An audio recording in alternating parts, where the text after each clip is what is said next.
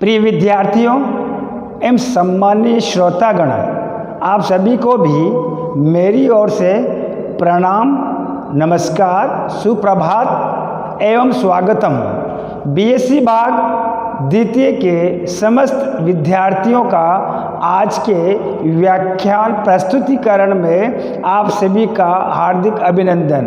प्रिय विद्यार्थियों, आज हम जिस विषय पर अपना व्याख्यान प्रस्तुत करेंगे वो श्याम पट्ट पर हमने अंकित किया है, जिसका शीर्षक है कार्नो इंजन की दक्षता।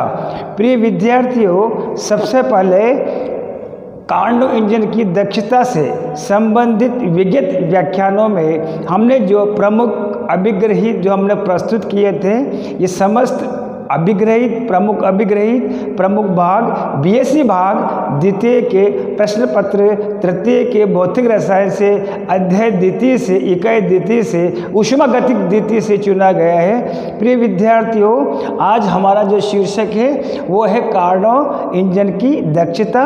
कार्नो इंजन की दक्षता मूल रूप से कार्नो चक्र से संबंधित है, जिसके विभिन्न पदों में सम्मिलित, जिसमें समतापी प्रसार, रुद्धोष्म प्रसार, समतापी संपीड़न, रुद्धोष्म संपीड़न अंकित था। इससे कुल कार्य का मान हमने परिकलित किया था।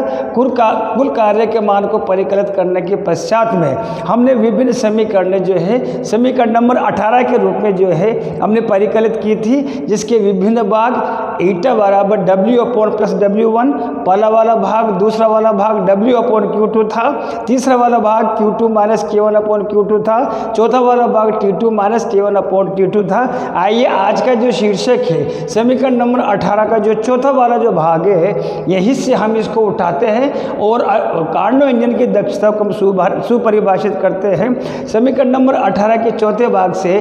प्रिय विद्यार्थियों, आप जो है इस राशि को जो है श्याम पट्ट पर मैंने लिखी हुई है, इसको जो है हम अपना ध्यान केंद्रित करते हैं। T2 - T1/T2 <1, T2 - T1/T2 आप देखेंगे ये राशि जो है आप देखेंगे W/Q2 द्वितीय राशि के बराबर है, तो हम इसकी जगह पर जो है W/Q2 को प्रतिस्थापित कर सकते हैं और आप देखेंगे इसको हल करेंगे तो W का मान जो है Q2 से जो है कम आता है, Q2 का मान जो है W से ज़्यादा होता है। यही कार्नो इंजन की दक्षता को सुपरिभाषित करने का प्रमुख आधार है।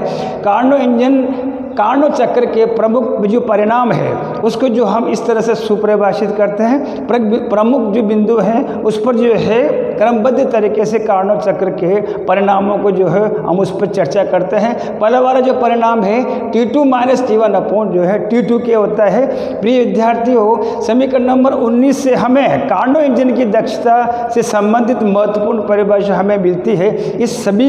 इसको कार्नो इंजन की दक्षता को आप सभी के सम्मुख में एक प्रदर्शन प्रयोग के माध्यम से, दृष्टांत के माध्यम से सुपरिभाषित करना चाहता हूँ। जब कार्नो इंजन ऊष्मा स्रोत से प्लस Q2 ऊष्मा को लेता है, W कार्य को संपन्न करता है, W कार्य के निष्पादन के पश्चात शेष ऊष्मा संयंकों को -Q1 के रूप में उत्सर्जित करता है।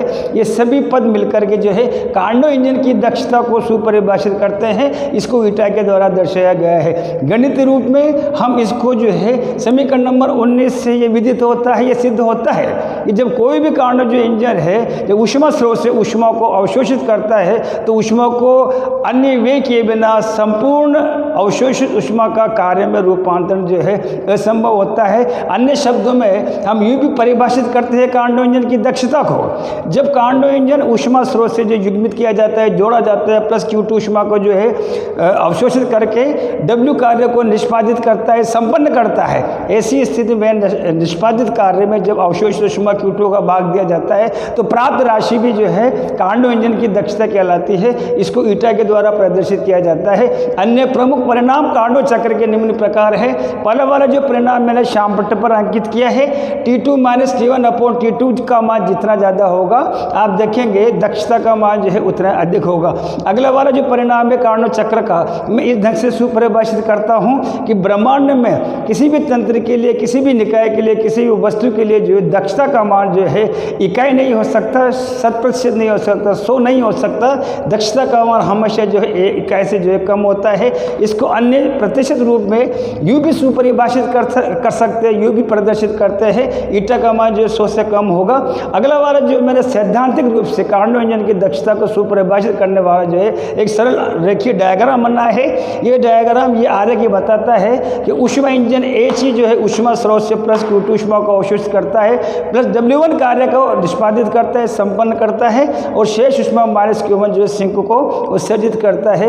यही कार्नो इंजन की, ऊष्मा इंजन की जो है दक्षता को सुपरिभाषित करता है। इसको ईटा के द्वारा प्रदर्शित किया जा सकता है। प्रिय विद्यार्थियों, इस कार्नो चक्र का प्रमुख आधार जो है वो आप समझिए, तंत्र के लिए, ब्रह्मांड में, निकाय के लिए दक्षता का मान जो इकाई नहीं हो सकता, 100% 100 नहीं हो सकता।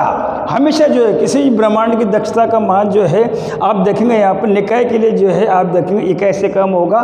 निम्न दो जो परिस्थितियाँ हैं, निम्न दो परिस्थितियों में जो है किसी भी तंत्र के लिए, कार्नो चक्र के लिए दक्षता का मान जो है इकाई जो है हो सकता है, 100% हो सकता है। विशेष परिस्थितियों में आइए इसको समझने का प्रयास करते हैं। वो कौन सी विशेष शर्तें हैं, वो कौन सी जो स्पेसिफिक कंडीशन से है जिसमें जो है किसी भी कार्नो इंजन के लिए, तंत्र के लिए, निकाय के लिए दक्षता का मान जो है ईटा बराबर 1 या 100% की हो सकता है। यहाँ पर मैंने जो है प्रथम परिस्थिति, प्रथम शर्त जो है उसमें ये ली है कि यदि T2 जो ऊष्मा स्रोत का तापमान है, यदि हम T2 का मान अनंत माने और इन मानों को समय का नंबर 18 के चौथे वाले भाग में यदि हम इसको प्रतिस्थापित करें, T2 minus T1 upon T2, T2 upon T2 minus T1 upon T2 is equals to T2 से T2 जो है निरस्त हो जाएगा।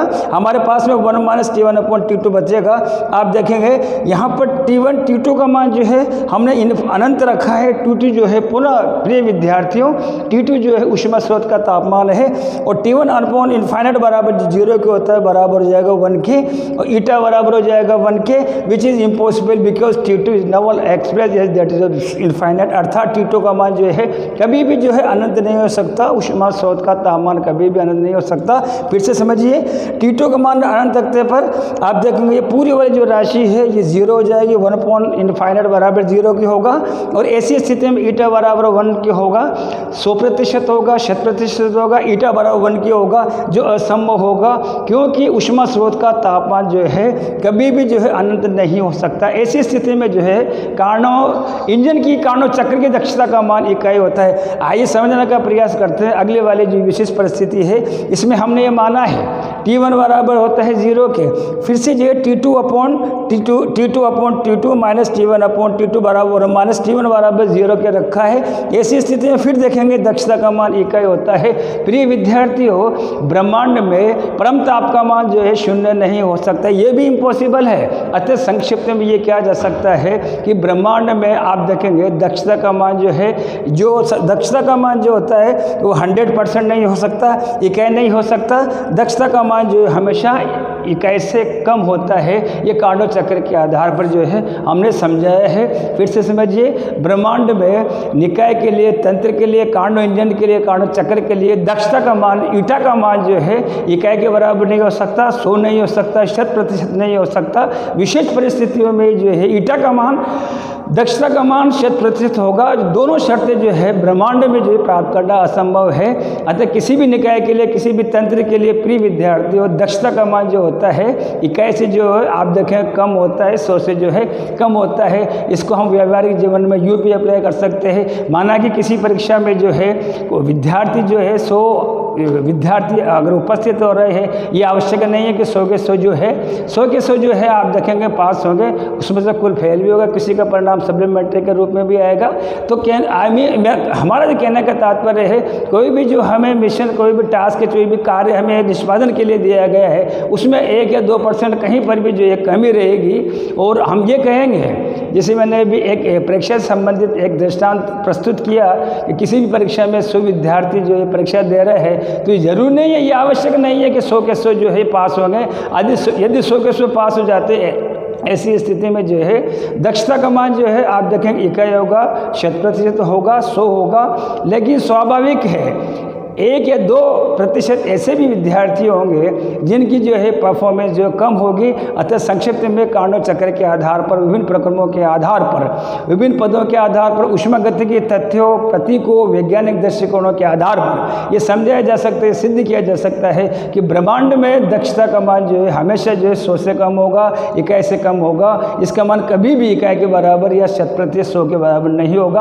आने वाले व्याख्यानों में प्रिय विद्यार्थी हो, हम क्लास केल्विन और क्लासेस के आधार पर ऊष्मागतिकी के द्वितीय नियम के बारे में विस्तार से चर्चा करेंगे। आप सभी को बहुत बहुत धन्यवाद, कोटि कोटि धन्यवाद, आभार।